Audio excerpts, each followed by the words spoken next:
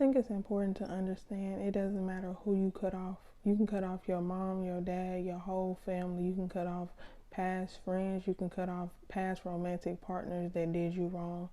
But until you deal with the wounds, until you feel through the pain, or until you understand the underlining problem in those relationships and take accountability and understand what part you played in those different connections, until you truly understand the underlining problems and understand how to deal with that energy and how to heal that mother wound or that father wound or those wounds that you are holding on to, you will still have a blockage within you. You will still attract.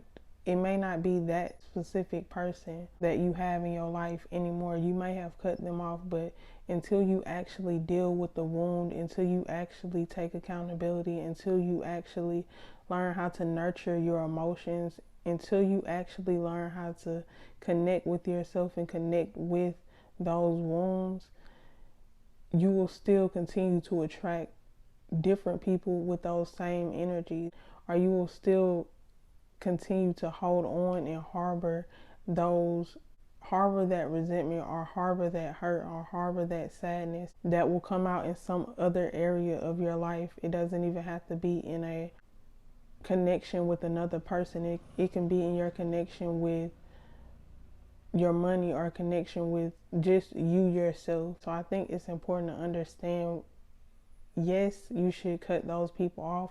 Yes, you should get those people out of your life if they are doing nothing but harming you mentally, physically, emotionally, financially, or whatever the case may be. If they're not doing anything but harming you, yes, you should cut them off, but you should also learn how to cut them off energetically.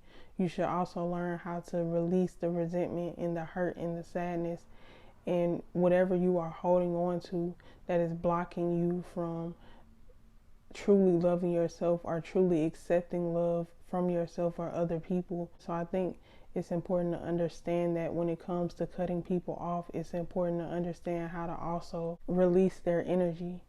Because if you're still thinking about them after you cut them off, if you're still angry at something they did, or if you're still, sad about whatever, they still have the same power over you as if they were still in your life. So I think it's important to understand how to release that, whether that has to do with meditation, yoga, working out, or whatever the case may be. I think it's important not to try to distract yourself, not to try to do something else to distract yourself, but understand how to face it and really actually release it. I think that's important to understand when it comes to healing and releasing people and letting people actually go. I think there is a certain point and a certain time where distracting yourself is healthy, where you understand that you have healed from it and you have done the work to actually release those people, and you're still thinking about them, just doing it out of habit or whatever the case may be. I think at that point, then yes, you do need to try to figure out how to focus on something else.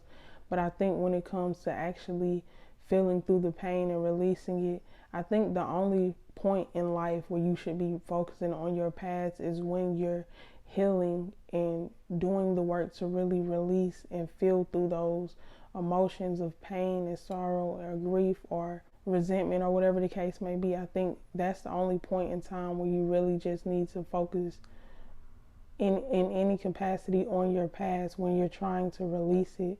Other than that, you shouldn't have to dwell in your past. So at that point, yes, distracting yourself, I think that you can distract yourself at that point. But until then, I think that it's important to actually look at it and face it head on.